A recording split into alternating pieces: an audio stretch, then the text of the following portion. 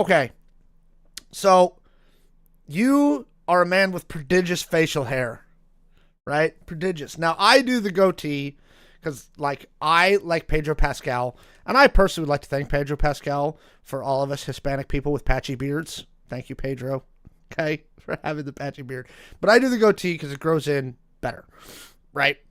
Now, my issue, and I ask you this as somebody with prodigious facial hair, when the mustache side of my goatee starts to get long, like, all I want to do is futz with it, right? Like, I'm like, how do you not futz with it all the time? What? You just like sitting there playing with your mustache? You're giving yourself like a mustache ride? Something like That that. would Yeah, something like that. Like, um how do you not, like, does it ever bother you when it gets lower over your mouth? yes. So I guess that's my question. uh, so like right now, like I want to trim it. Because so like when it gets to where like you can't see like my upper lip, it starts getting annoying because it starts like getting into your food, Mhm. especially the sides, like Yeah. that's annoying to me. So like I try to keep my mustache like trimmed, but life is chaotic. I think to answer your question, like how do I just not sit here and like play Mm-hmm. with the rug that's on my face? I think it's just like I've had it for years now. Like Yeah. you just get used to it. Yeah. I started growing mine out after I left the army, right? Because I Mhm. wasn't allowed to have a beard in the army. And then, Yeah. like, the first month, and it was funny because the first month after I got out of there, I just didn't shave at all. And, like, I got the Pedro Pascal patchy beard, and this all started getting long. And my wife was like, "You haven't," because I, wasn't cutting my hair like the army anymore, and I wasn't shaving my beard. She's like, "You look like a fucking homeless person."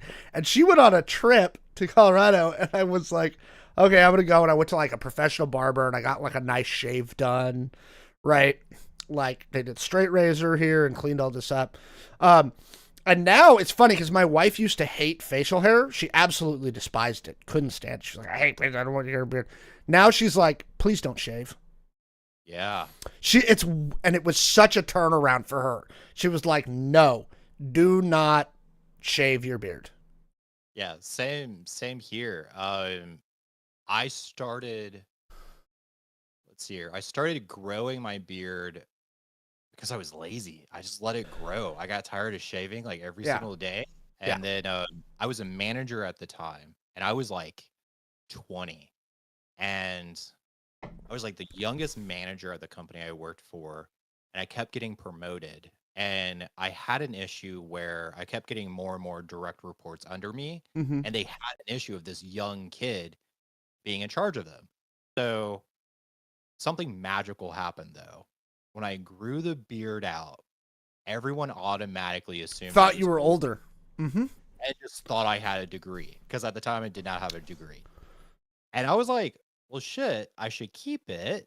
And then my wife was like, so there was like one time when I shaved it. This was like 10 years ago.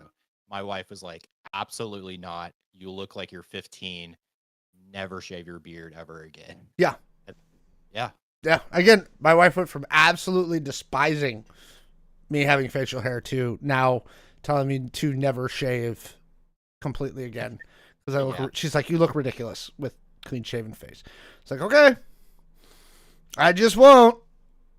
You know, Yeah. I'll just keep the goatee. It's fine. It's fine. I do. I keep having to because lining out a goatee is kind of a pain in the ass, and sometimes it looks better than others, right? Yeah. Um, but again, mine gets so patchy on the sides that it's hard to, like, Yeah. you know. See Um, that's like I yeah, I could totally see where that's an issue. Like with a beard, you just grow it. And every now and then you need to like trim the sides. Like right now I need to trim it and shape it because it looks a little bushy. But like you can kind of be off on one side and people won't really notice. But if you're off on your goatee, yeah,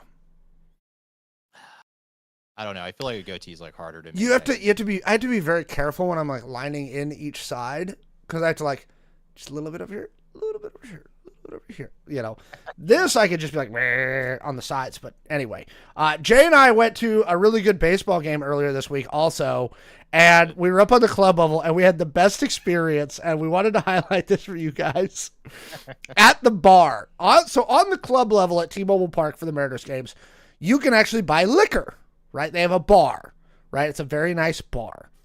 And so we walked up to the bar, and they have these really cool cups, okay?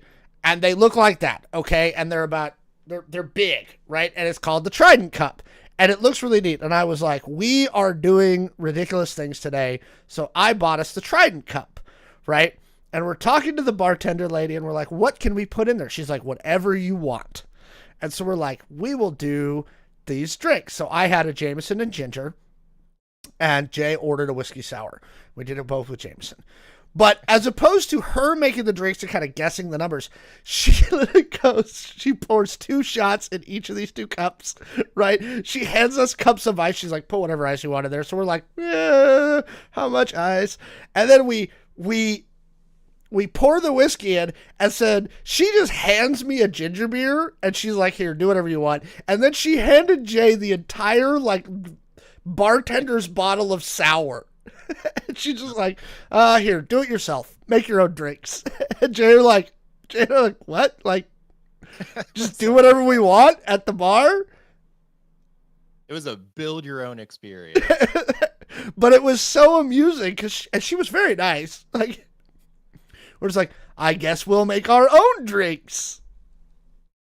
I'll pour the entire ginger beer in there. That's fine.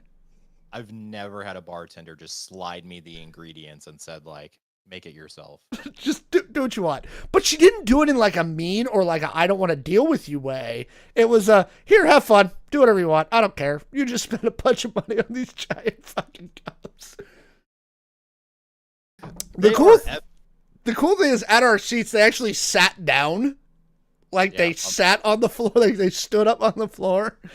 And I told my wife later, I was like, I actually probably drank less overall just because I was working my way through that Trident Cup for so long that I normally do at a ball game. Oh, gosh. How do you go? Jay bought club level tickets. He was asking me sections. I gave him a couple options. One of them was club level. So Jay bought club level seats. Tats off to Cabrera, the Yankee guy. He hurt himself in the 8th inning. And that was a really bad injury, so we hope he recovers. They actually ambulanced onto the field to get him off. It was crazy. The Mariners did end up losing that night. They won the next day, but they did end up losing that night. But it was a fun game, wouldn't you say? Yeah, I had a great time. The funny thing here is I actually sent Alex. I was like, hey, we're doing Star Wars night, so we need to sit in these sections to get the free shirt. Which seats are better? He chose club level. Well, I gave you 2 different ones. Yeah, I think you did. So I bought the seats. We sit down. Alex goes, oh my gosh, these are really good seats. And I was like, well, I hope so. You picked. It's oh gosh. Okay. But yeah, hey, that's our quick hits for the first part of tonight. Before we get going, I want you to invite the chat. We're gonna have only got a couple of topics already planned for tonight. One of which is more lighthearted. The other is not and very confusing. And Jay and I had to talk it over before the show to decide if we even wanted to do it. And I think it's going to surprise some of our regular viewers. So right now, what I'd like you to do is, if you want to get some topics in for us to talk about later in the show, throw them into the chat right now so we can start looking at some of those. Because this is going to be a weird show. This might be one of our stranger shows. Yeah, we might make people mad. we might. But we want to be fair, right? And we want to be honest with our audience. So welcome everybody who come to you from our weird home studios. It's the Error Code Show for May 15th, your place for pop news, pop culture, politics, gaming, or whatever else we want to talk about, really. And you too. If you want to support the show, you can use Prime subs and they support the show. Use Amazon's money because if you have Amazon Prime, you get one free Twitch sub, and you can. Hang on a sec. I'm trying to do something. Somebody. Oh. I will look at that.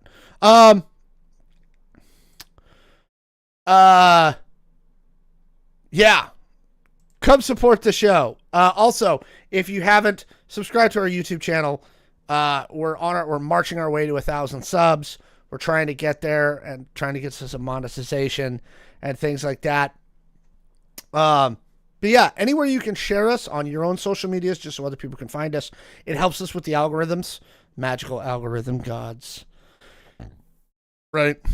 So yeah, with that, Jay, you actually have our first topic tonight. Why don't you take us away, Jay? Yes. So, if you're a fan of this show, then you know my favorite hero of all time is Superman. Isn't that right, Dog Dad? Just kidding. I actually did not really like Superman growing up too much. I know, not a popular opinion there. I was a more Batman guy. Sorry. But I am excited for this Superman movie. And a new Superman trailer dropped, I believe, 2 days ago now. Yesterday. And we actually, was it yesterday? It was yesterday. Okay. So it dropped yesterday. And we actually see a lot more. We see Lois Lane interviewing Clark as Superman. And we see them get into kind of a heated debate about his involvement in the wars. And he's like, I'm saving lives. And then, she's obviously taking the stance very aggressively of like, whose authority like gave you to intervene, and like you're not representing America. And he's like, no, like I'm just trying to bring peace. Very classic like Superman kind of argument there.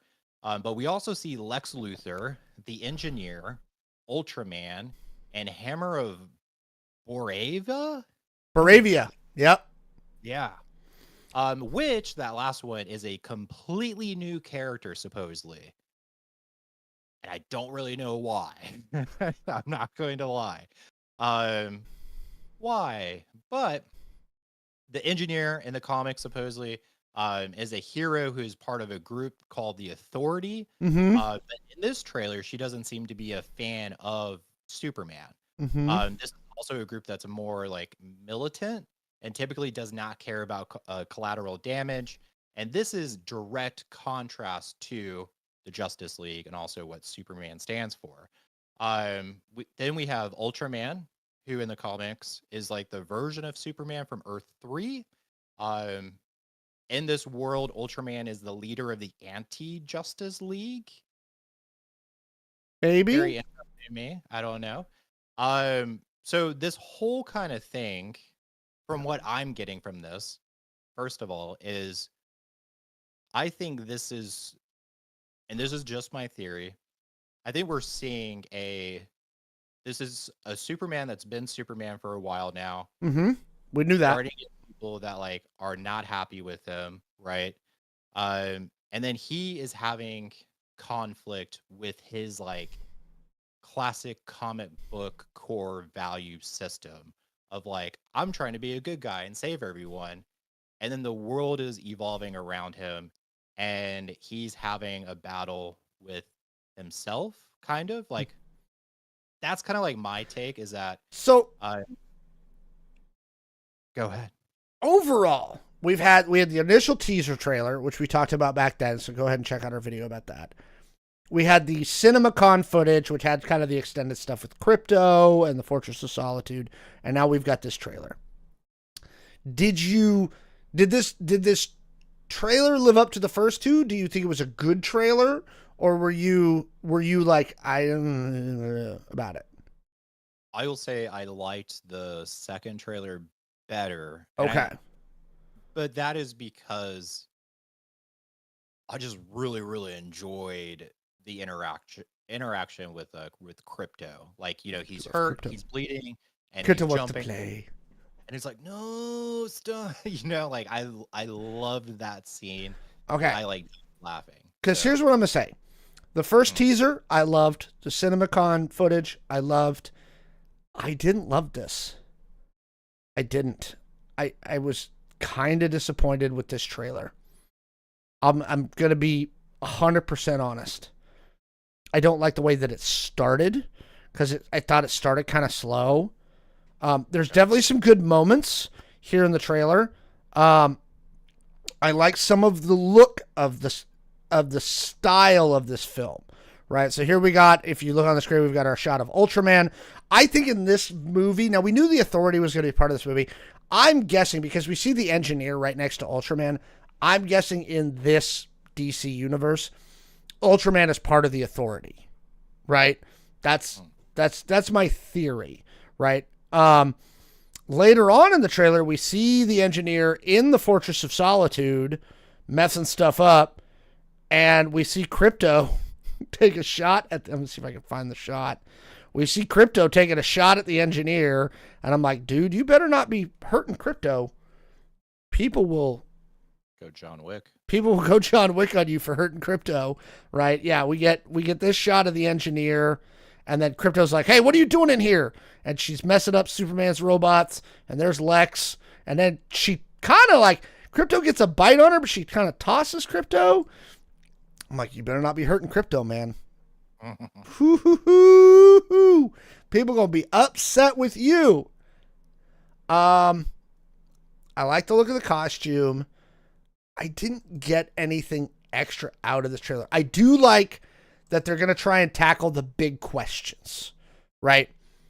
Superman's not really an American. He's an alien, right? God. And I liked that he was like, I'm not representing America. I'm not part of the government. What are you talking about? Right? And I'm glad they're going to try and tackle those. But again, as far as a trailer goes, it did not make me more excited to see the movie. I'm excited for the movie. I'm excited for the movie. I'm saying this one did not increase my excitement. Yeah, and I think that's fair. I'm worried though. My only worry is there's so much shit going on. I have faith in James Gunn. Yes. Right? There is an argument to be made they packed too much in here. There's actually one shot I want to point out too. I love this. We got a little more of Nathan Fillion using the lantern powers. Watch this. So he comes in here and he like does the like whap, like hit somebody with the like lantern. Like he manifests like a big old hand. He's like, get out of my way. Again, stylistically, I love it. But you're right. There may be too much here. It's giving me, I think I've said this before on this show. I loved season 1 of The Arrow. And I was such a huge fan of Arrow. Love the Arrowverse. Love the Flash. When you got into, I don't know, season 5 or 6 with all of the heroes, I did not enjoy it anymore because there were just too much stuff. Too much stuff in there. Yeah, I can understand that. That is a risk they're taking. And we haven't even seen that Supergirl's in this movie too. I did not know that. Yeah, because the next movie, so you got to remember, like in our DCU like timeline, we have Superman as the first movie that's releasing. The next movie that's releasing is Supergirl Woman of Tomorrow. Right? With Millie Alcock. That's already wrapped shooting. They're done filming it. It's done. So they're doing special effects now and ADR and all that stuff. Right? So, yeah, they got a lot to do. Now, here's the thing. You are trying to set up a new universe. I am with you, and this is a trend that I think has started a while ago that I'm happy about. The lack of origin story. When they brought Spider-Man back into the MCU, you notice they didn't make us watch Uncle Ben die again, right? When we got Batman v Super, like all this, I don't need to see Clark's origin. I don't need to see Batman's origin. I want to see the break again. Right? I know it. Okay, we all know it. It's pop culture zeitgeist. We know. Okay? So I'm glad we're not going brand new Superman. I'm glad we've got a Superman who's been Superman for a while and is now dealing with stuff. We have a world that's obviously full of superheroes, right? Because obviously Guy Gardner and Hot Girl and everybody's just kind of running around doing stuff. Yeah. And I think that's good. But you're right. This may be a little jam-packed. And I'm concerned about that. Yeah. I don't know. We're going to have to wait and see. When does it actually come out? July. July. Okay. July. We don't have much longer to wait. We got about 2 months. Because it comes out right around the same time Fantastic Four does. Oh my gosh. Yeah. Next weekend I'm going to go see Karate Kid, but that's a whole other ball of kittens. All right, everybody. Let us know. Did you watch the new Superman trailer? What did you think? Leave your thoughts in the comments below. All right. Yeah, Superman and Fantastic Four is like back to back. That's insane. Okay. Hang on a second. I want to look at this because this is the one that somebody. Okay. Well, somebody sent this in on the thingy, and we can talk about this. We'll go into this one today. That's fine. Good. We'll do it later. Oh, we're gonna do it later. Yeah, we'll do it later. Let's do. Oh God. Is it the same weekend? No, it's not the same weekend. I think they're 2 weeks apart. Hang on a second. I will check for you. The Kent family values are why Superman is who he is. I will say that is 100%. Like, I do agree with that because I saw that. What was it? Brightburn, which is basically Superman, but evil. Oh, Lilo and Stitch comes out next week. I want to see it. I don't know how I feel about that. It looks so good. Yeah, just leave my cartoons. Superman is July 11. Fantastic Four is July 25th. So there's a 2-week gap, which I think is about right. I think a 2-week gap for 2 summer movies like that is pretty solid. Don't you? Oh yeah, 100%. Oh, we have one about octopuses. How's OctoKitty doing? OctoKitty. It's good, but it is terrifying. Yeah. Okay. I've just kind of warmed myself up for this next one. We're about to get into tentacle. Yeah, we're not yet. Okay. And I promise, Dog Dad, we will hit your topic about the Star Wars topic you put in there later. You and I have had this discussion. My opinion on this has not changed, but we will discuss it with Jay because Jay has not discussed this yet. And I'm sorry we are not doing an Andor. I have not finished watching Andor. It's there. It's on my list. I have so much to do. Yeah. But we will discuss it. It'll be an interesting topic. Okay. Good? Yeah. Coinciding with President Trump's current Middle East trip that he's been going on, obviously everybody's heard about the big, beautiful plane, the beautiful plane that they've given us, that the Qatari government has given officially. The Defense Department is now going to own this plane for the next few years, and then it will go to the Trump Presidential Library, which is maintained by the National Archives after he leaves office. But yes, the Qatari government gifted the United States, or Donald Trump, with a plane worth $400 million that they're going to use as Air Force One for the next few years. Okay? A lot of this stuff's been going on. None of this is surprising or in any way kind of new, right? But as I was going through all the news articles and all the stuff that's been going on the last couple of weeks, not just with this Qatari plane, but kind of all the stuff that's been going on around the Middle East, a surprising and kind of disturbing thought came into my mind. Okay. And it's this. Okay. And anybody who has watched this show for any period of time knows that Jay and I are not fans of the Trump administration writ large. Okay. We're not. Okay. We have been exceedingly critical of the Trump administration on this channel. But I do feel the need to be honest. And as I was looking at a lot of stories that have not been reported heavily, unless you know where you're looking, right? A thought popped into my head. And it disturbs me. And that is, Orange Man might be the guy to accomplish something we've been trying to get to for 70 years. He actually may be able to broker a Middle East peace.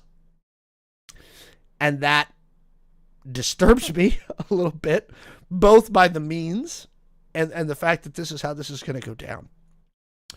And that is this. Okay?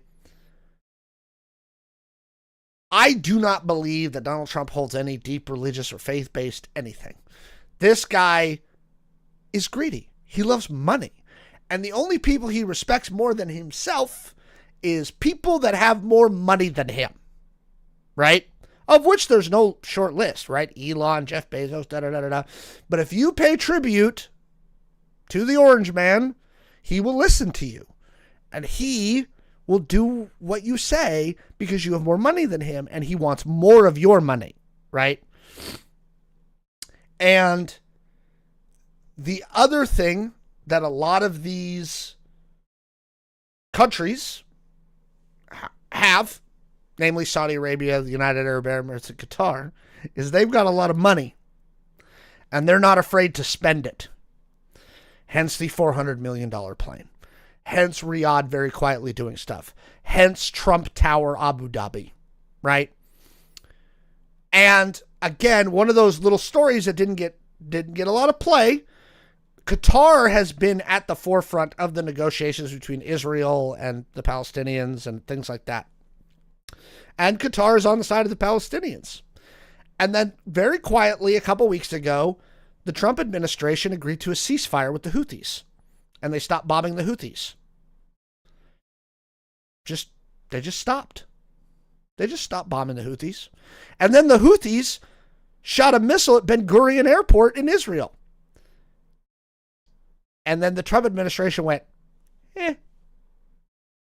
okay. And they didn't do anything.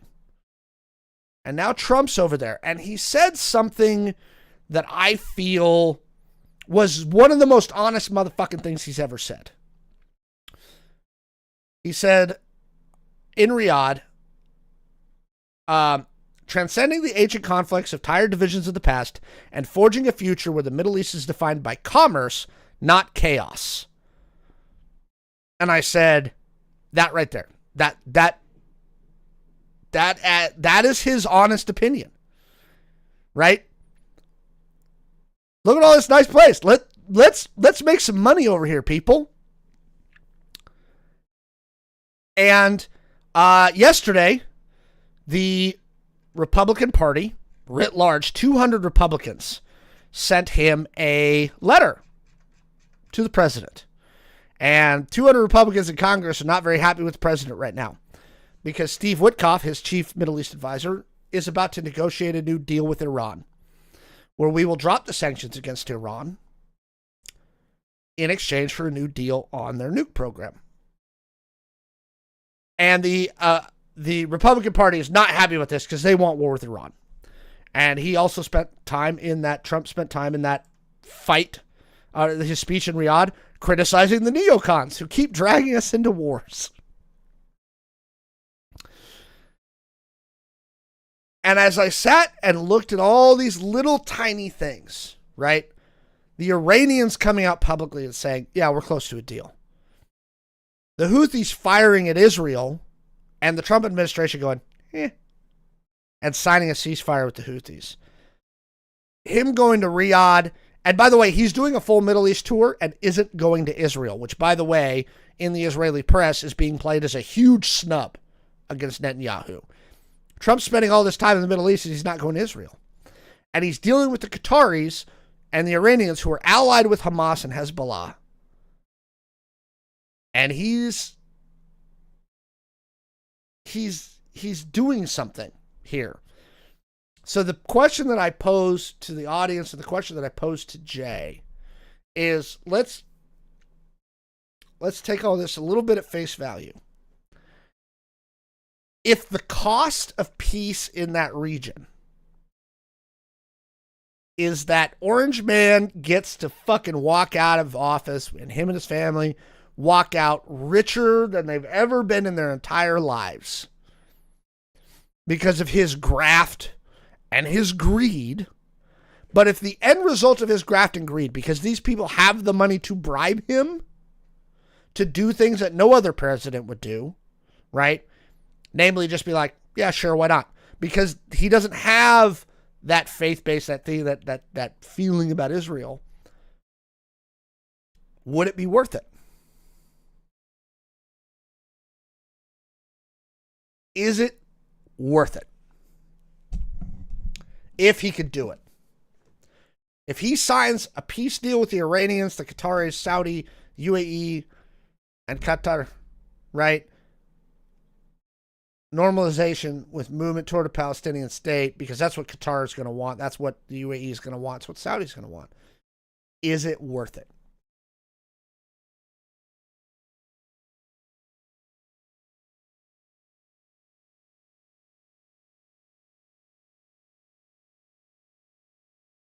I am going to say no. Why do you say no? That is my stance. Oh gosh. So for one,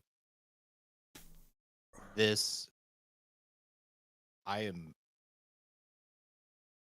no longer Christian. But this gives me very like Antichrist vibes. Yeah. Of, like, you know, the golden child that's gonna bring peace. Uh-huh. Like, not saying that he is, not saying that I believe that. Nope. But I don't like this because one, this is to me, this is kind of like a deal with the devil.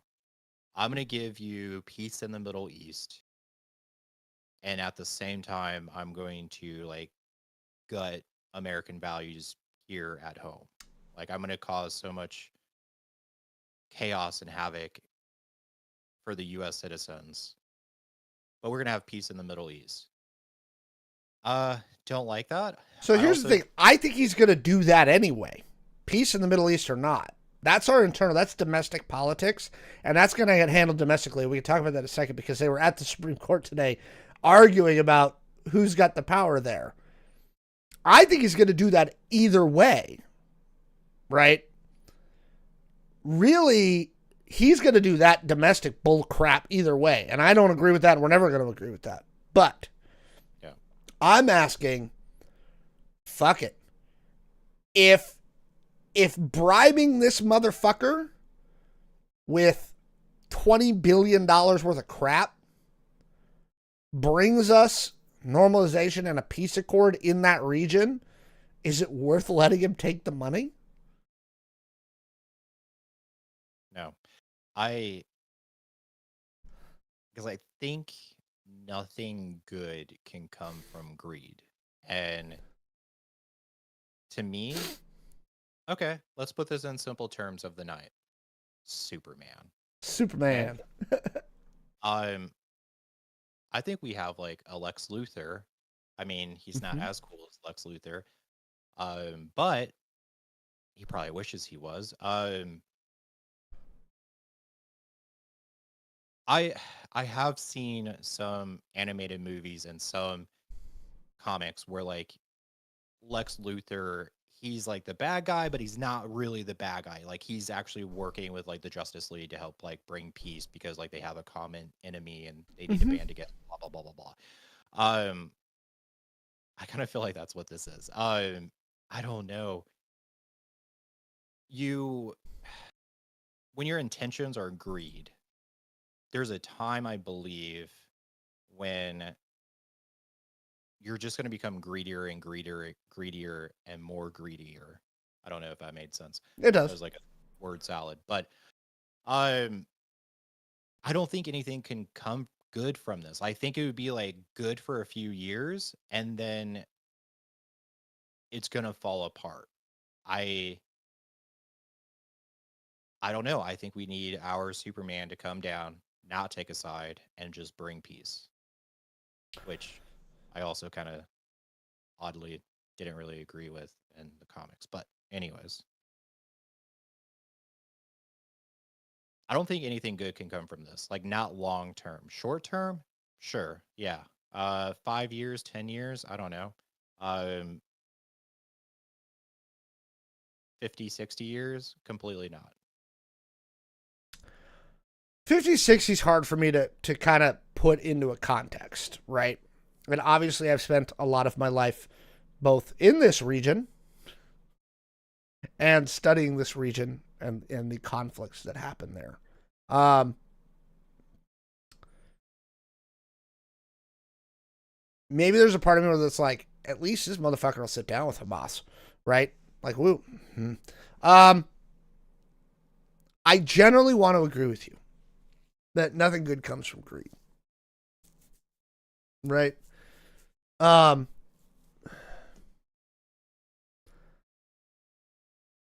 I guess I'm so tired. And maybe this also comes from a perspective of I've had to sit in that area and see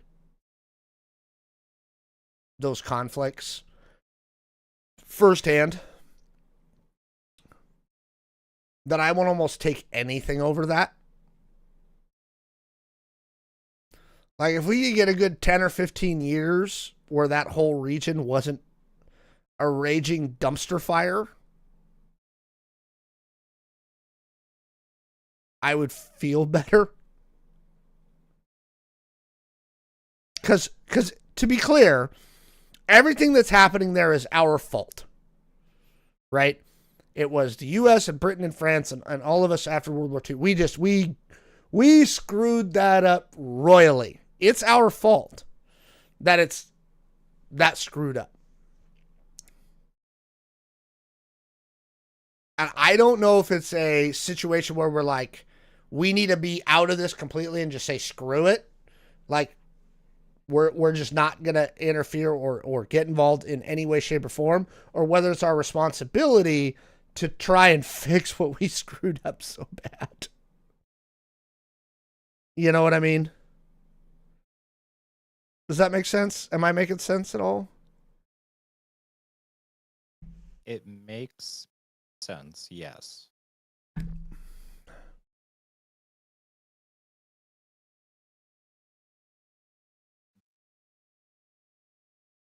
And like, okay, so take a step back, apply the scientific method.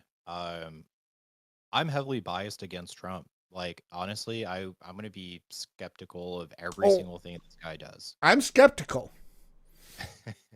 Believe me, So I'm skeptical. I, yeah, But that's again where I come into this place of I'm skeptical, right?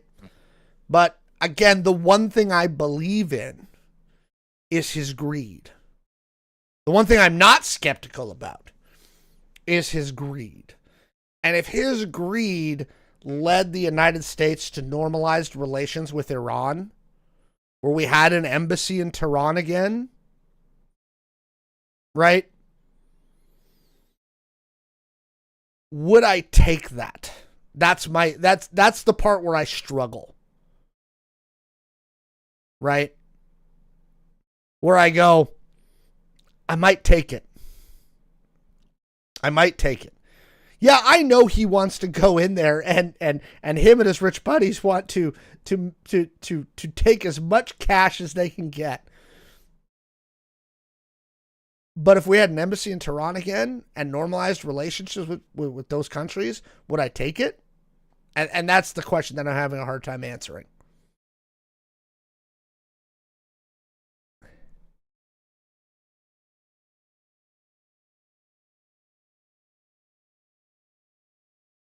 Yeah, I don't know, man. I think I think it's right to be skeptical, but that's kind of yeah. the foundation of the question.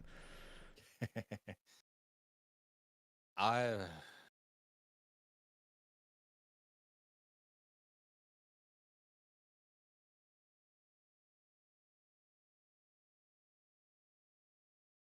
I think It's difficult. it's a very complex problem because no matter how I look at it, right?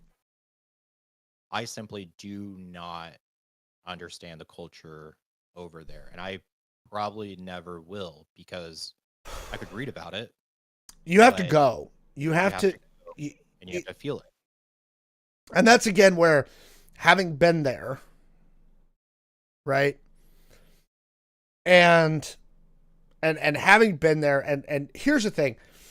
I met so many wonderful people, right? In that portion of the world, people who I absolutely adored. Um and it wasn't until I got older, and I remember talking about this when I went through all my VA stuff, right? And I remember talking to in this case, the shrink who was evaluating me for my post traumatic stress disorder. And she was like, how has this impacted? I was like, here's the thing. At 21, 22, I didn't have the words to understand what I was feeling, right? It wasn't until I got into my 30s that I really understood how that impacted me. And really, it made me sad, and I've talked to Jessica about that. Like, I would love to go back to Baghdad. I would love to go back to Iraq without a gun in my hand. Because I would love to see that place, because there are really some beautiful places there. There are some really cool things in that country. And what we did and what the various regimes did and everything that's happened there, I'm just like, it just makes me sad. I'm just like, can we just not for a little while? Can this place just go back to being? Because it's nice. It's genuinely kind of a nice place, and the people there are wonderful. And I'm just like, how do we? And I guess that's why I asked the question. Is I'm like, man, if we could just get 15, 20 years of just, let's calm it down, would it be worth it?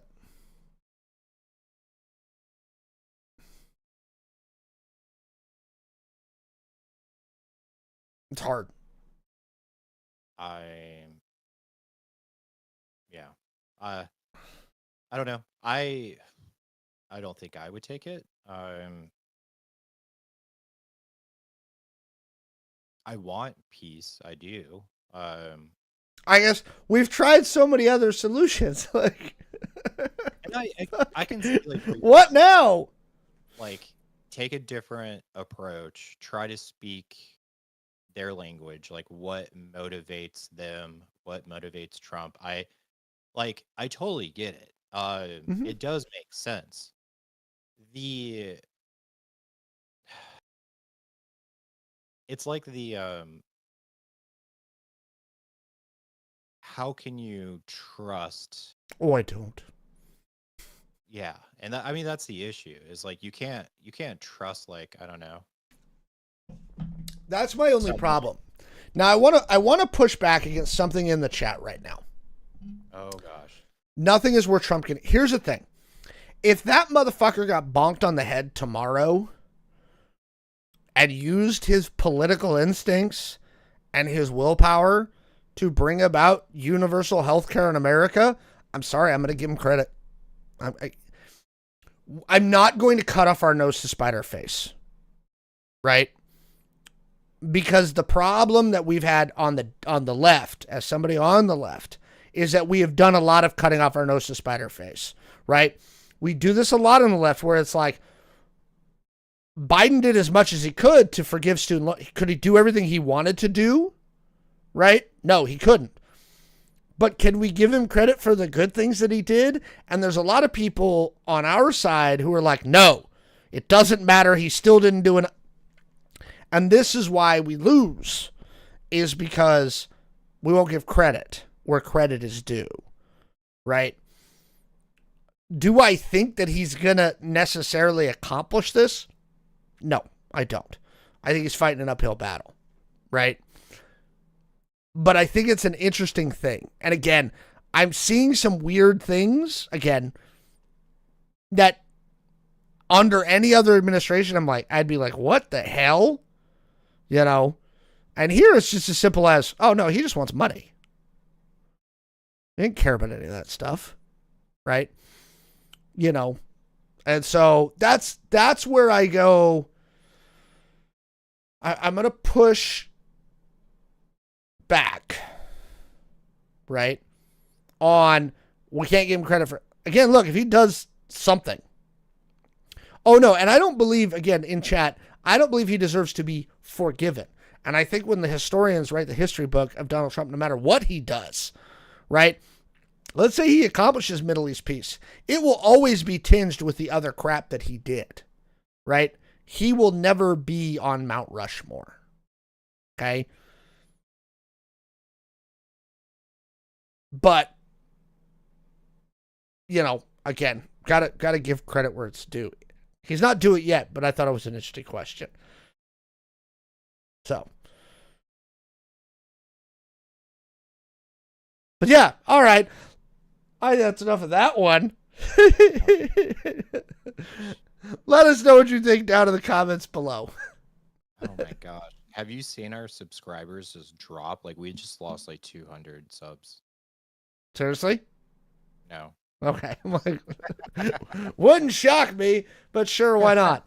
All right. I'm going to do this topic for you now, Dog Dad. Ooh. And you're right, Dog Dad. That's why I think that even if Trump does something good, he won't be remembered for anything good. Nixon started the EPA. Nixon had a bunch of really good ideas. He was corrupt as fuck, dude. Like, absolutely. Okay. I'm gonna do this one for you, Dog Dad. Again, you and I have had this discussion a couple of times, right? But we'll get Jay in on this one now. Okay, fine. I will admit it. There's no way Batman could beat Superman. There. Are you happy? No. So this is about Star Wars. We're going to move on to some Star Wars. Okay, here we go. Right? Ooh. So obviously Andor just ended and it's getting rave reviews and there's been some great things lately. Skeleton Crew is really, really good. Again, Andor, great. There's been some good stuff that comes out of Star Wars. But most Star Wars fans would generally agree that the sequel trilogy of 7, 8, and 9 are not, shall we say, the best thing that has come out of Star Wars in the history of Star Wars. So, the question that has been posed, right, is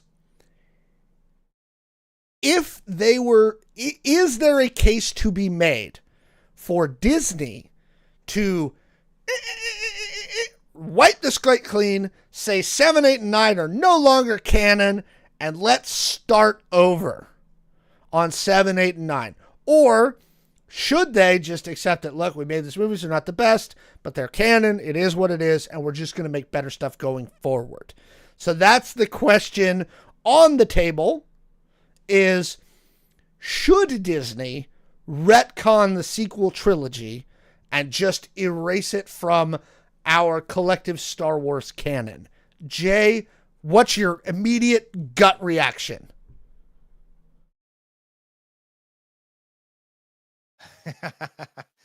Oh my gosh. What was this? Like tonight you're just like, let's see how many people we can make mad. Like oh my gosh. There we go. So 789, we're specifically talking about Ray, right? We're talking Her about the story. Ray trilogy. Yeah, we'll call it that. If they could, should they wipe those from the existence of Star Wars canon?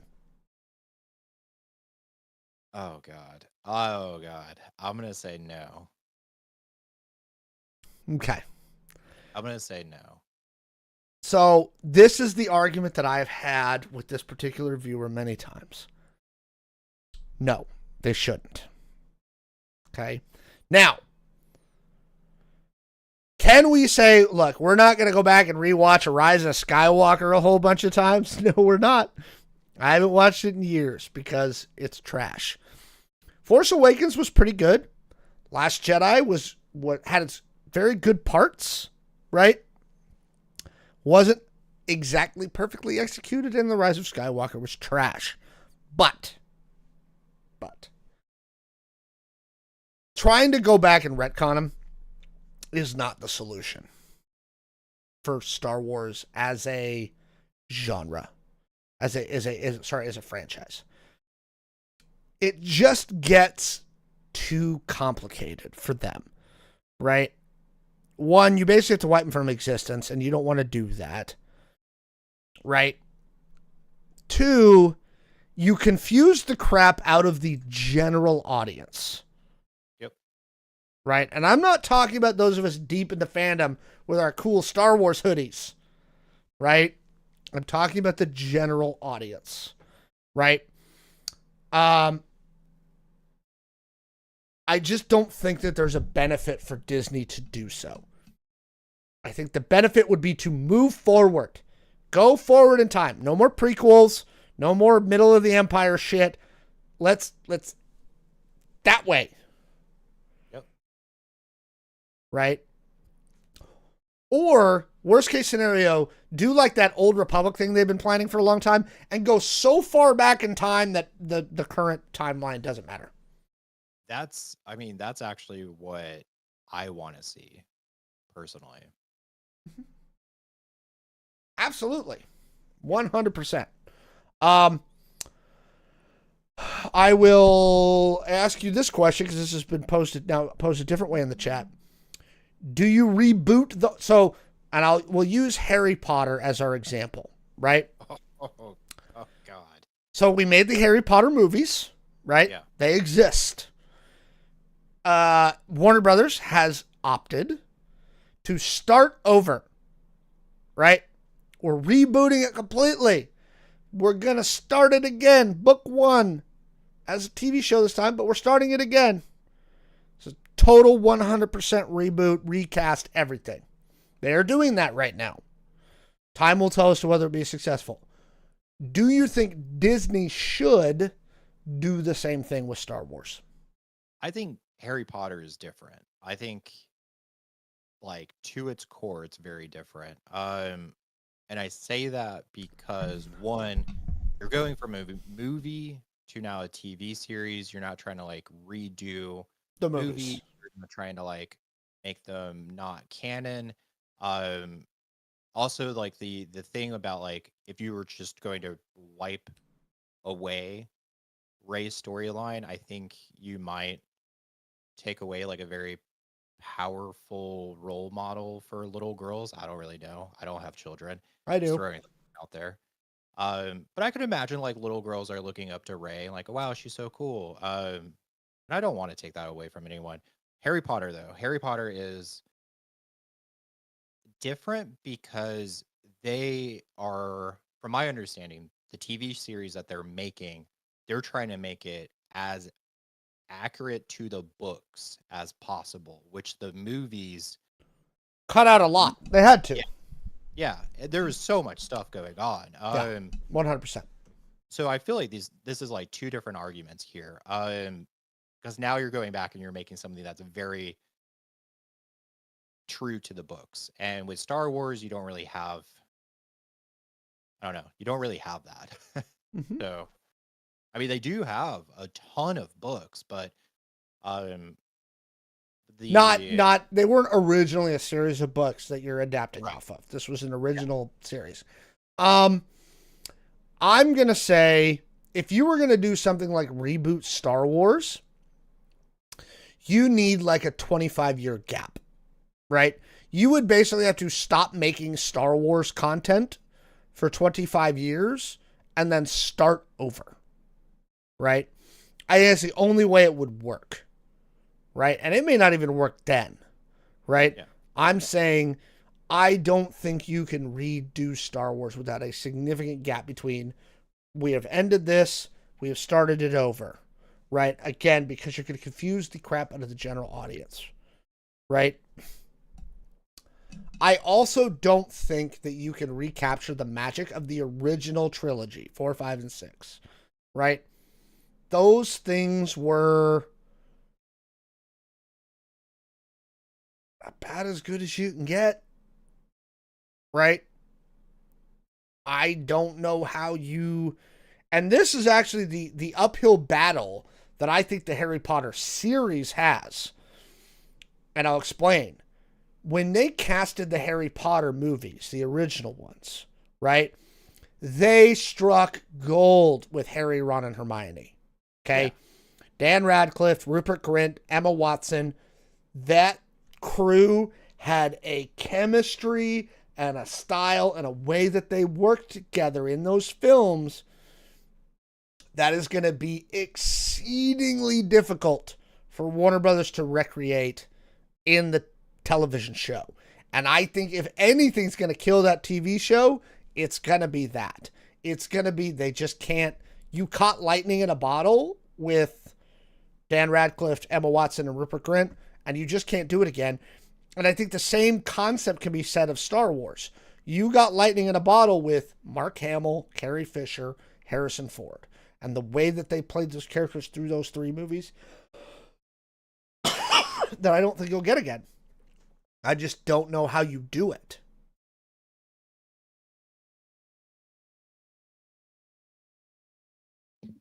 What do you think?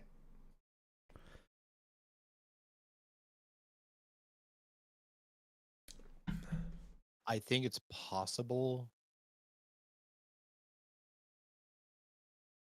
but like you're going to have to do a lot of work, like a lot of work. And I think I remember kind of a documentary about Harry Potter. And I believe Daniel Radcliffe was the last person to get cast. Because they were Might just have been. going through everyone and they were like, nope, nope, nope, nope. I think, and I could be really wrong here, someone fact check me, but like, I think they already had Ron and Hermione and they had like, they introduced them to each other and they're like, okay, like they seem to kind of get along. Um, and they were just like going through auditions for Daniel Radcliffe, looking for the perfect person. I think you can do it, but like you, so here's the issue. Making movies, making TV shows is a business. So you're going to have a project timeline. You're going to have a budget. Um, and I really think you need to take a step back from all of that and be like, we are going to spend as long as it takes to find these 3 children that's going to be that like special spark for this like new generation.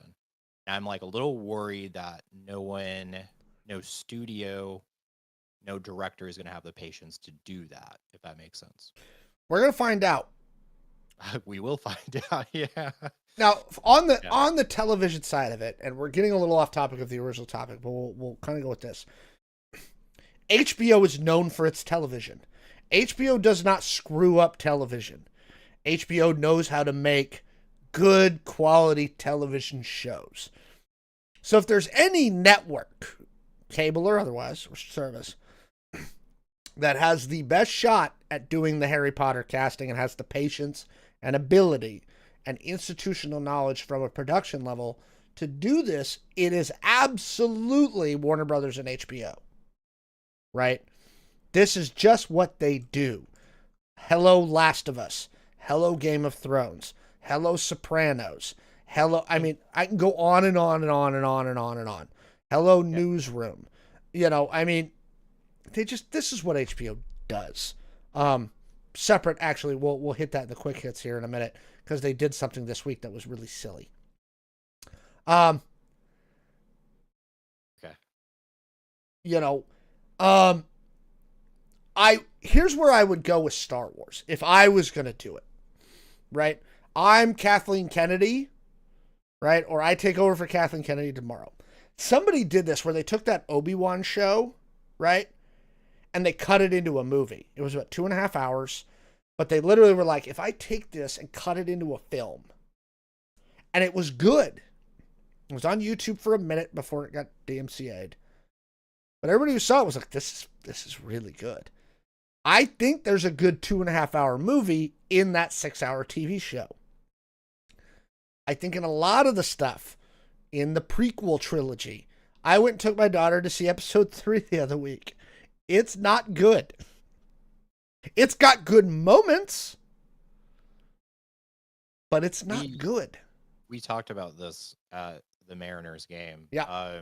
And I brought up, so I also saw it in theaters a couple of weeks ago as well. And I was like, you know what? This is the first time where I actually I remember really you saying this. Yep. like the acting is not that great. I think like as a kid, I was so caught up in like the lightsaber battles and everything like that. And then like I held on to that for so long. But then like going back as an adult, you kind of look at it and you're like, ooh, there's really great moments. But in episode 3, I was like, overall, like the acting's not that great. I think that in the prequel trilogy, there's like a Fellowship of the Rings extended edition 4-hour version, right? That combines elements of episodes 1, 2, and 3. That is awesome, right? And maybe if I'm the head of Lucasfilm, I make a definitive cut of all these different projects to cut out all the crap, right? Maybe that's the solution. I don't know. I really don't. But no, I stand by fully retconning and rebooting Star Wars is not a good idea. It's just not. It doesn't make sense. Also, if you're comparing Star Wars to Harry Potter, the creator of Star Wars, he did have that scandal. It's a very small, tiny scandal, but nothing as big as Harry Potter creator scandal. No. And the scandal I'm talking about for Star Wars is just Jar Jar Binks. So. Darth Jar Jar. Darth Jar Jar, yeah. We need to get in there and get us some Darth Jar Jar.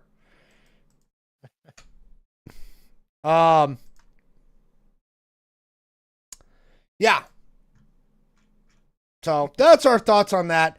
Tell us what you think, right? Down in the comments below. I'm like 0 for 2 with Dog Dad in here. You are, but it's okay. You can't compare Doctor Who to Star Wars because they have an inbuilt system to basically soft reboot anytime they want. That is a hill I will die on. George Lucas, it's not that he's a shit director, he's a bad writer.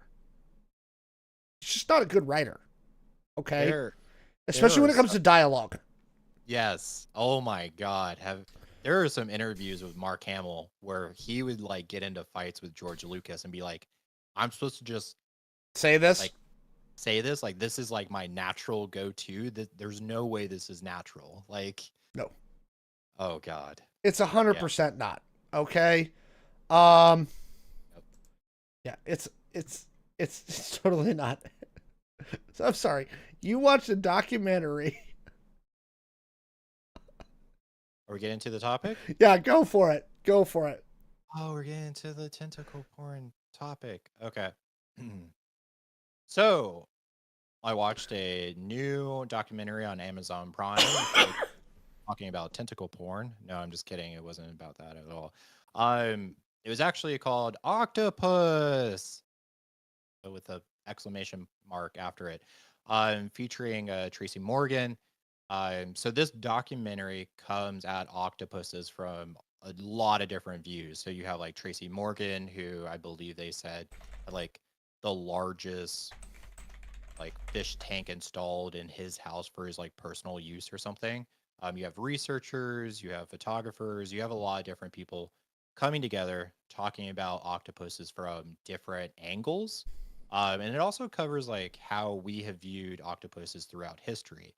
Um, so how we originally viewed octopuses as very stupid creatures, all the way to like 1814 Japanese painting, very famous, The Dream of the Fisherman's Wife, which is, I believe they stated, was the first known time of having, or at least documenting sexual fantasies with an octopus, to like the legendary Kraken.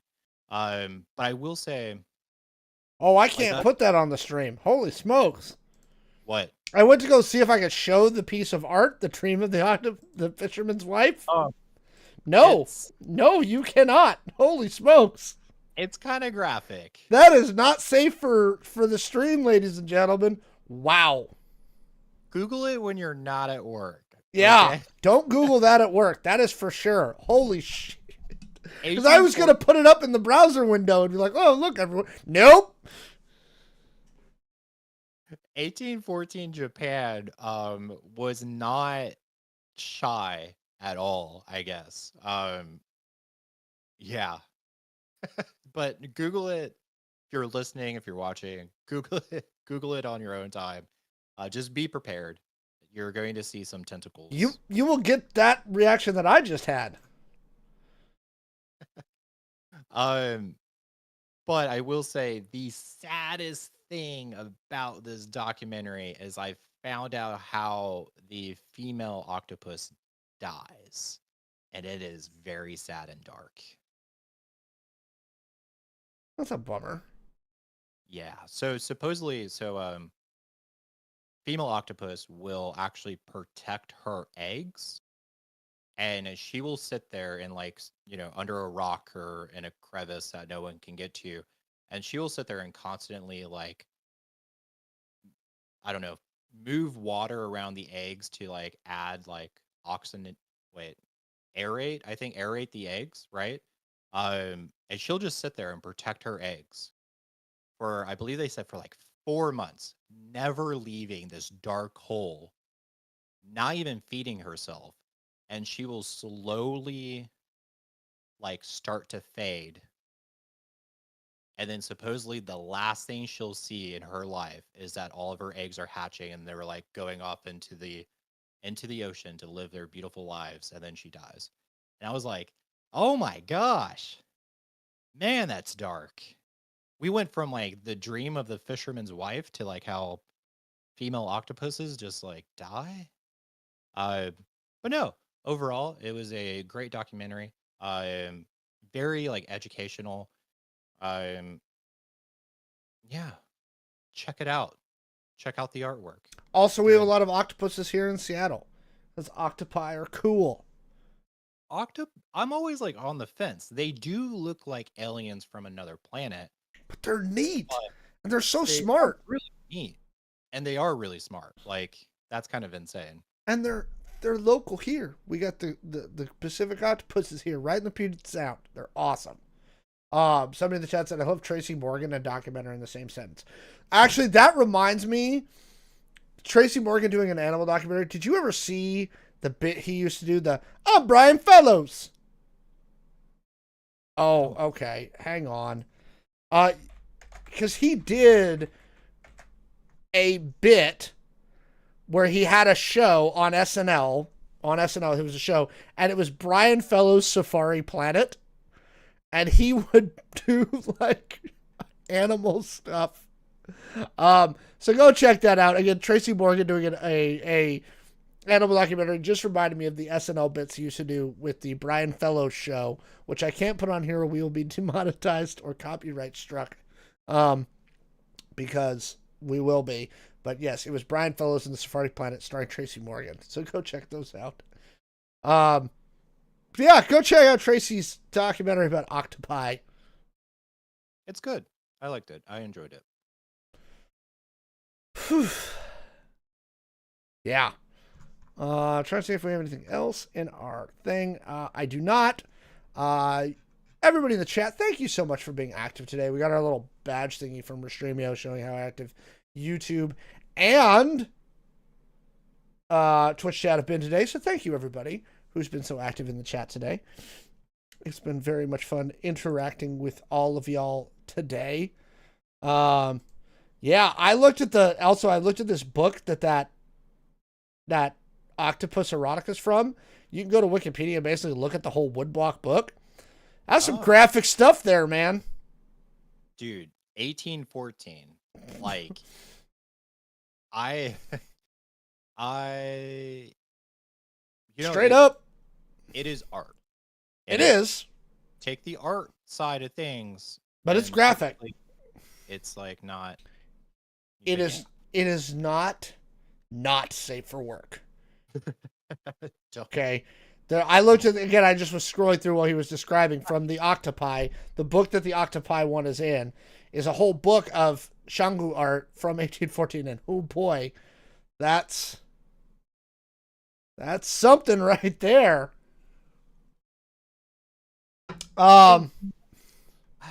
It's so interesting to me how like I don't know, just like how different like cultures are, you know. Couple of quick hits. The rumor is Star-Lord will return in the MCU in a new version of the Annihilators, which is what they're looking for in Phase 3. The Annihilators being a comic series with, always some different members, but often includes Gladiator, Silver Surfer, like super powerful cosmic people who are fighting big cosmic threats. Right.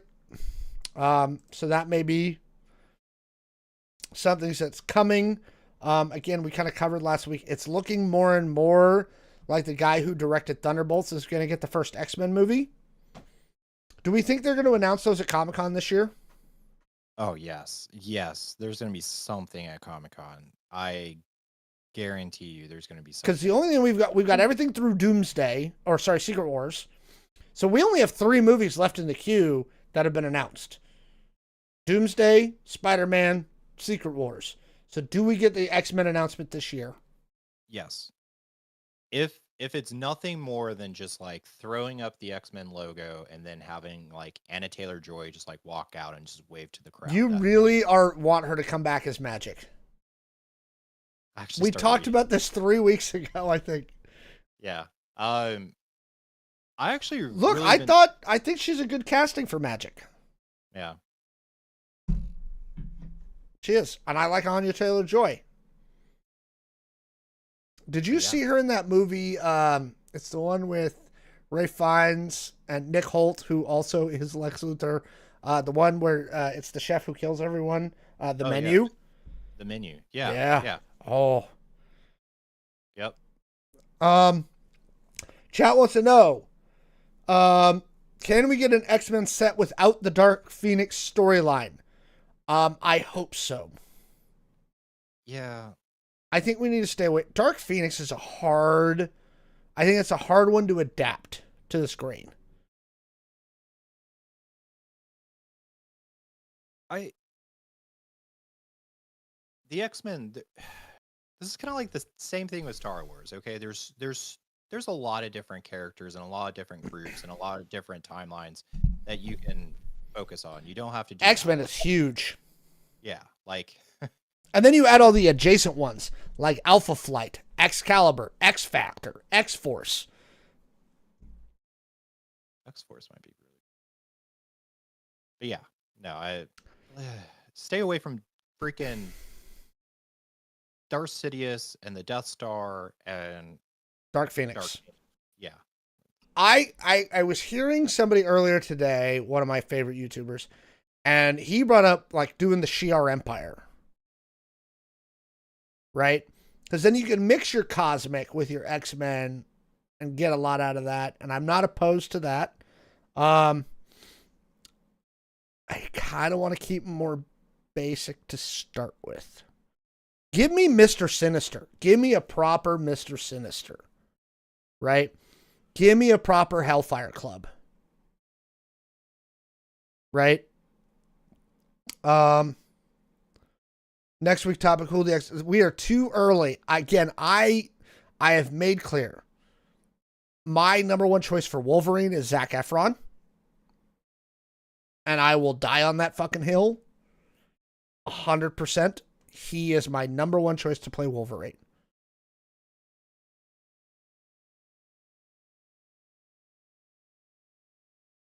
Do you disagree?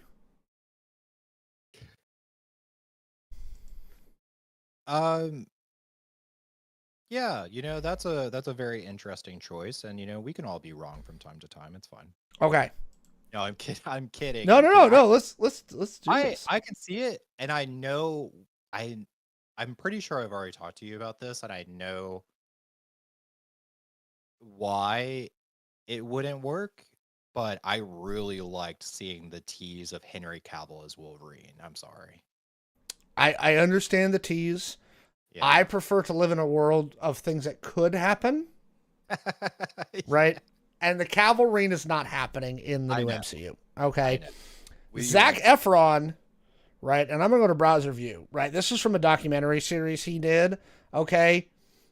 Like, and we saw him get big in that wrestling movie that he did, Iron whatever. Yeah. Yeah. I think he's got it. And here's the thing.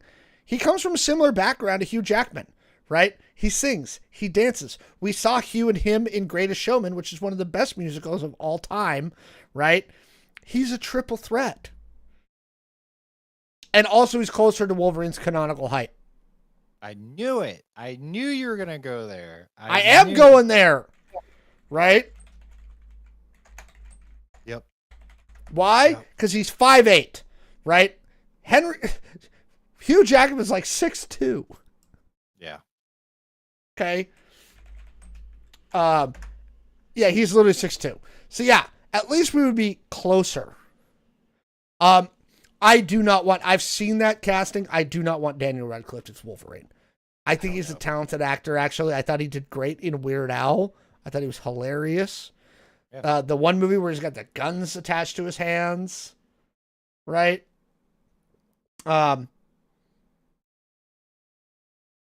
I love Dan Radcliffe. He's a great actor. I can't see him as Wolverine. No. And I again, I could be wrong with that. I said the same exact thing about Sparkle Boy being Batman. I was like, oh, hell no. And then I saw the Batman and I was like, okay. So good. So I was wrong.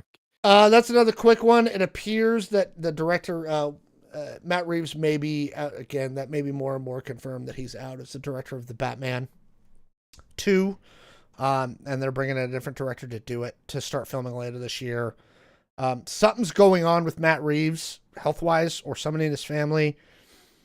So, again, I would like to see Matt Reeves come back and do the Batman 2, but I don't think he needs to direct it to have it still be good. He didn't direct the Penguin show, another HBO thing. Oh, that's the other thing Warner Brothers did this week. So a few years ago, we had HBO Max, right? And then they were like, no, now it's just Max. And so yesterday, this got announced and they did a big marketing push on it with James Gunn and John Cena and a bunch of people where they're like, never mind. That was dumb. We're going back to HBO Max. So it will once again be HBO Max. Oh, good. And do you know why? Because HBO makes good fucking television shows. Peacemaker. Right? Good show. Yep. And it's in the DCU. Right? HBO makes good television. True Detective. Yes. Right? I challenge you to find more than a couple swings and misses that HBO has done in the last 25 years. Right?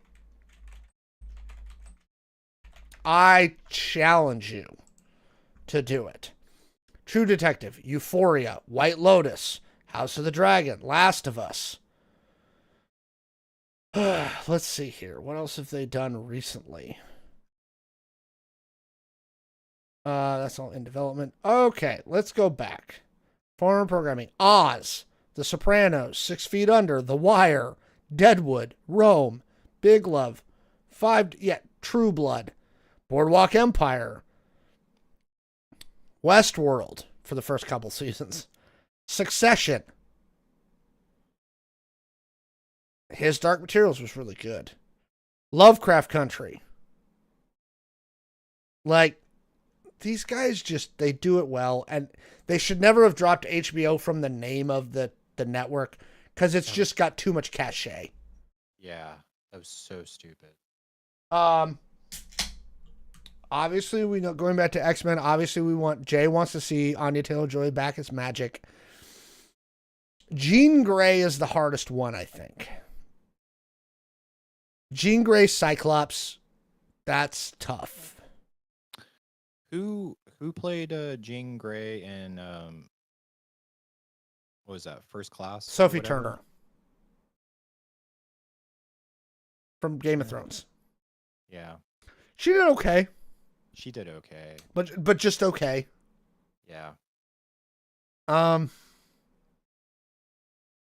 Did I comment on Radcliffe? Yes, I like Dan Radcliffe. I don't want to see him as Wolverine. Again, is he closer to Wolverine's canonical height? Yes, he is. Dan Radcliffe is also a short king, right? He's a great actor. Yeah, he's 5'5". Like, he's straight up a short king. Right? I love Dan Radcliffe as an actor. I don't want to see him. But as Jay brought up again, Pattinson, sparkly boy as Batman. And look at that. Now, here's the thing. I am old enough to remember when Heath Ledger was announced as the Joker, everyone laughed. Because before the Joker is funny. Yeah, before that, he'd done 10 Things I Hate About You and Knight's Tale and Brokeback Mountain. And everybody went, him, the Joker? And I think everyone would agree, one of the best portrayals of the Joker that's ever been done on screen. Okay? 100%. Everybody dogged that casting. Everybody was like, what? No. And they were wrong. So, if they were to come out and be like, Dan Radcliffe is Wolverine, I'd be like, but I would at least give him a shot. Also, Marvel is really good at casting people. Their casting team is amazing. Iman Vellani as Miss Marvel. That's a great example, right? She is perfect in that role. They really have done a good job of casting the MCU. Can you think of very many times where you were like, that was a bad casting? Not that the movie wasn't great, but that it was a bad casting. Nothing's coming to my mind right now. We can argue about the quality of the films. Yeah. But yeah, no.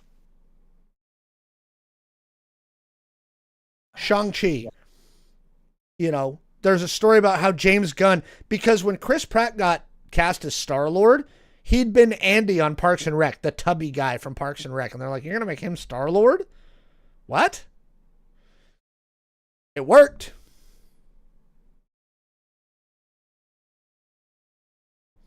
Right? Bradley Cooper is Rocket the Raccoon. I don't know how they got Bradley Cooper to do it. But can you think of anybody else's voice you want to hear as Rocket anymore? Nope. You actually made like Vin Diesel into a great actor. You gave him a very simple line to read. Did you see the behind the scenes stuff where he would walk around on drywall stilts to make himself feel big? No, I have not seen that. Oh yeah. It's there. He did it when he was doing the stuff to be Groot in the thingy. He would walk around on drywall stilts to prepare to be Groot. because Groot is considerably taller than him. Oh my gosh. At least he was like dedicated. He is Yeah. dedicated. So give him credit. Best Jokers in order. Ooh, here's a good debate. Oh. Mark Hamill, Heath Ledger, Jack Nicholson, Cesar Romero. Well, let's do all of them, right? Let's do it.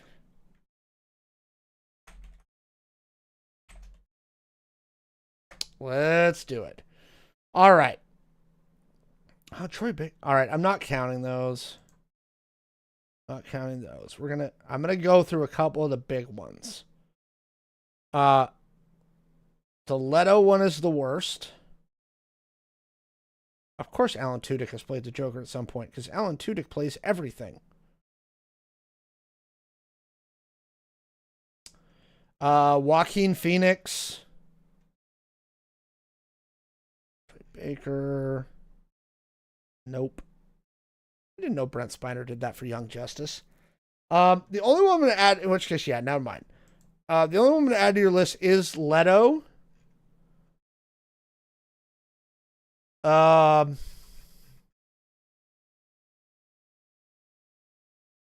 Joaquin Phoenix. What order do you put that in? Do you agree with that order? What was the order again? Mark Hamill. Yes, 100%. Heath Ledger, Jack Nicholson, Cesar Romero. Yep. And then Joaquin, I think, after that. And then Jared Leto. Yeah. Yeah. Stylistically, I liked when the first screenshots came out, what I was really hoping they were going to do is that he was the, because who becomes the Joker? Is it Jason Todd? No. One of the Robins becomes Joker. Oh,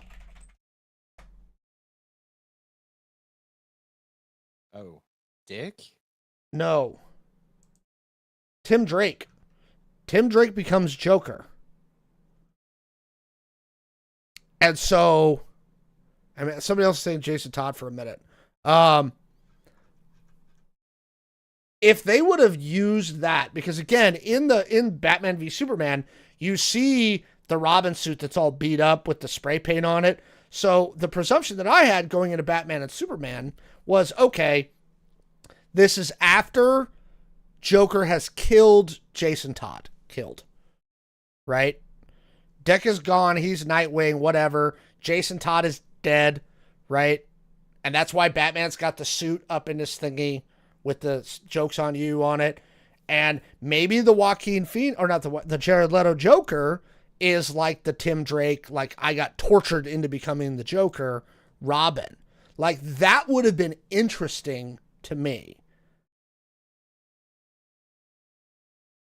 Right? Or he was the Jason Todd Joker. Or he's Jason Todd. That would be interesting to me. But they didn't do that. And I think they wasted the Leto Joker. Yeah. I think the Leto Joker was a waste, and I think it could have been good.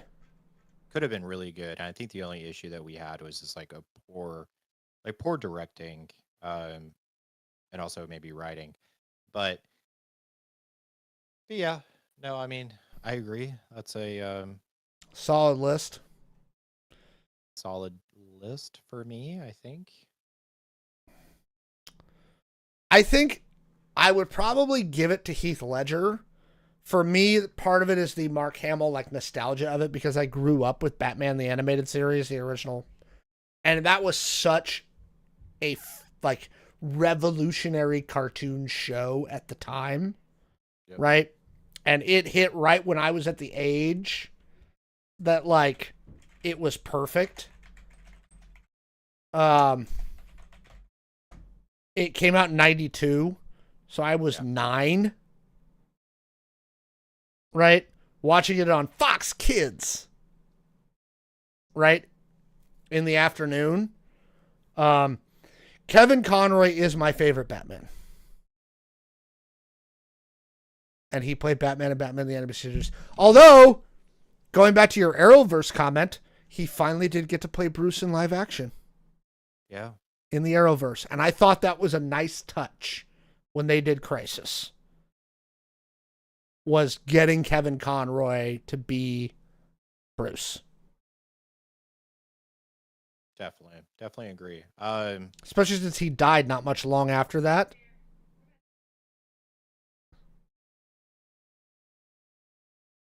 Yeah.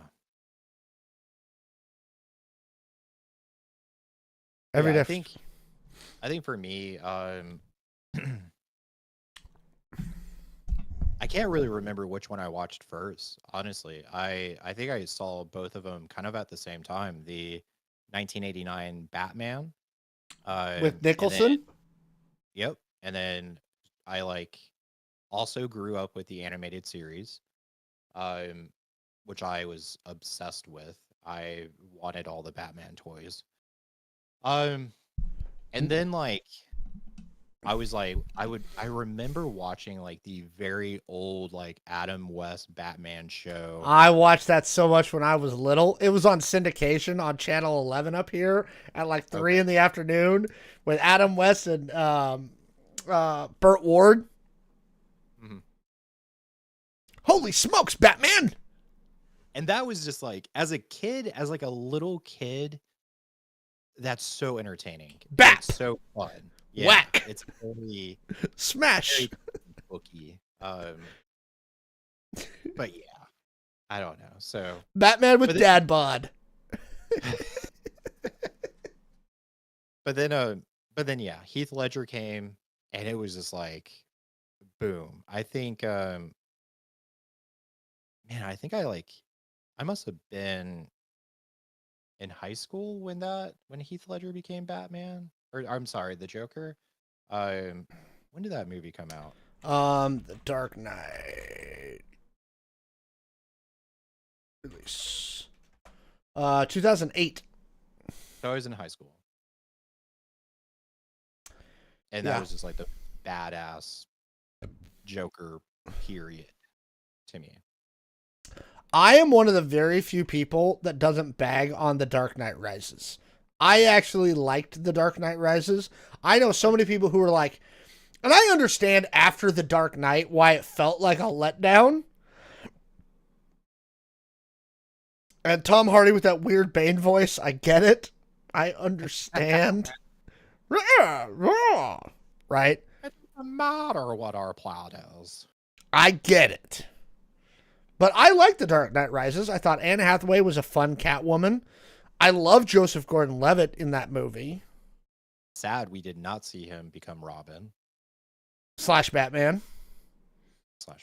You know, I love Gary Oldman as Commissioner. I like the movie. I enjoy the movie. I don't think Alfred, and again, remember, so somebody's saying in the chat, Alfred would never leave Bruce. Never. Alfred didn't leave Bruce. Bruce fakes his death. That's actually one of the interesting little Easter eggs in the Arrowverse.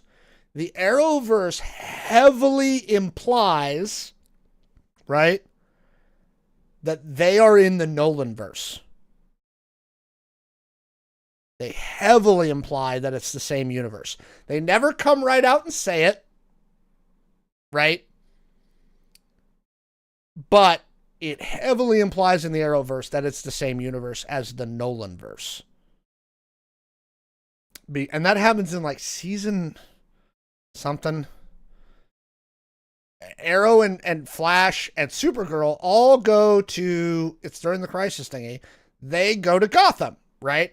And when they get to when they're on their way to Gotham, Barry's like, the Batman! And Oliver's like, the Batman's a myth, right? Gotham City PD made him up.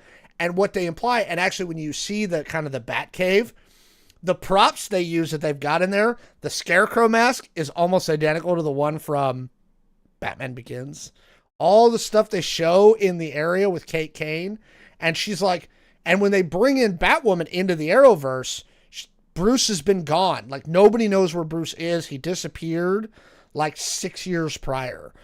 And again, when you start seeing the props, they heavily imply that their version of the Nolan, like that they're in the Nolan verse, and that Batman left, the same, all that stuff happened, and that this is later in that timeline, which I was found fascinating. It's a little Easter egg. Mind blown. Bruce would never leave Gotham. I understand why you would say Bruce would never leave Gotham, and there was a lot of people again at the end of Dark Knight Rises who felt that ending did not fit Batman. Yeah. For that world, I think it did fit. And I saw the point Nolan was trying to make. Right? I get it. Right? And that's, again, why you see Joseph Gordon-Levitt go into the Batcave at the end of the movie, which is anybody can be Batman. Yeah. Oh!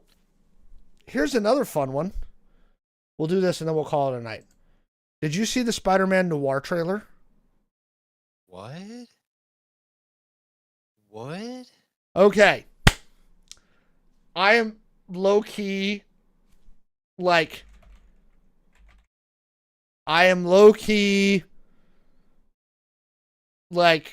kind of excited for this. Okay. So, you saw Spider-Man Into the Spider-Verse.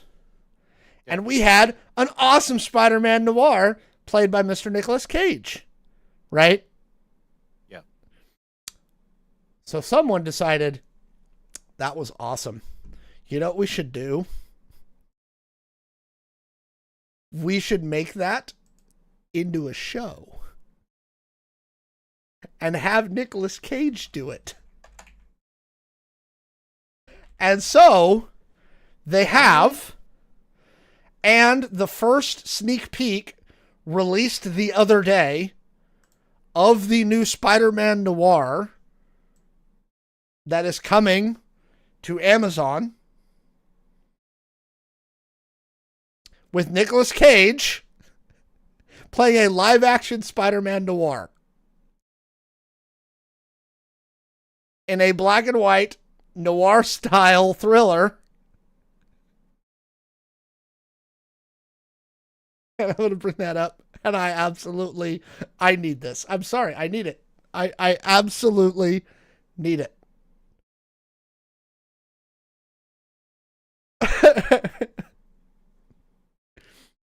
And it's Nicolas Cage. I cannot believe what you just told me. Like, wow. There is Spider Noir. Glowy bug eyes and all. Right?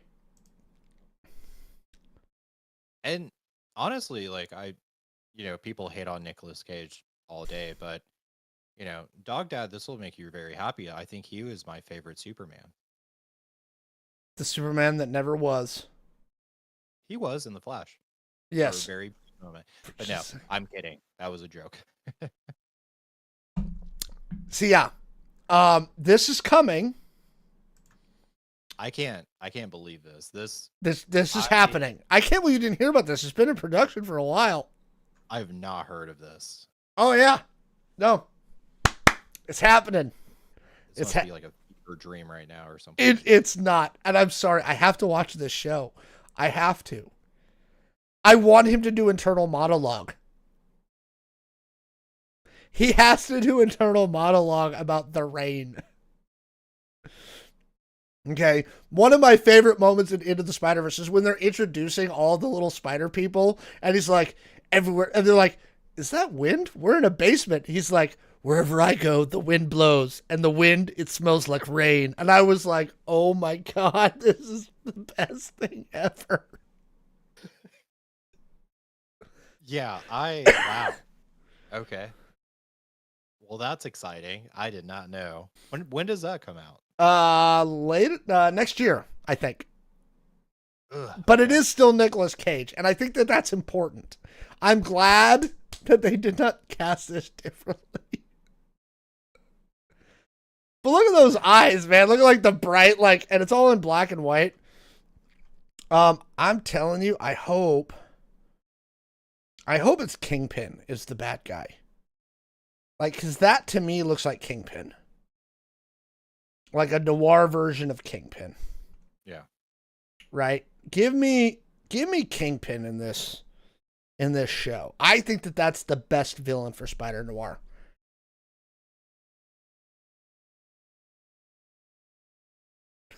I'm glad I got to blow your mind with that. Yeah. Yeah. I do. I can't. I really can't believe I've never heard of this. Like, this is insane. Like, how did this sneak up on me? It's amazing. We need this.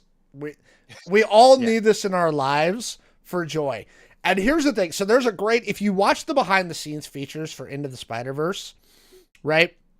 There's a moment in the behind the scenes because they're doing the interviews, that they're doing the whole behind the scenes, which one of the things I miss about DVDs, right, is special features. And they're doing this thing and they're talking to Nicolas Cage and he's talking about Lord and Miller. They're in the sound booth and they're doing directions. And so they come in and they're talking to Nicolas Cage after he's done a couple of takes and they're like, we need you to, and they're struggling to try and tell him what they want him to do. And apparently he looked at him and he goes, do I need to Nick Cage it up? And they were like, that's a thing? And he's like, yeah, I know that's a thing. Is that what you want me to do? And they were like, yes, please. Can you just Nick Cage it up? And that's literally how he played the character was he was like, do I just need to like completely just be a character of myself? And they were like, yeah. Just go full Nick Cage on this right And now. it was him saying this to them. It's Nicolas Cage going, do I need to Nick Cage it up? And they were like, yeah. It's insane. And he was, and again, if you watch the movie, it's absolutely how he plays it the whole movie. Right? Taking this Rubik's Cube with me. He was inspired casting for that film, by the by. One of my favorite pieces of casting for that movie. Did I see that one?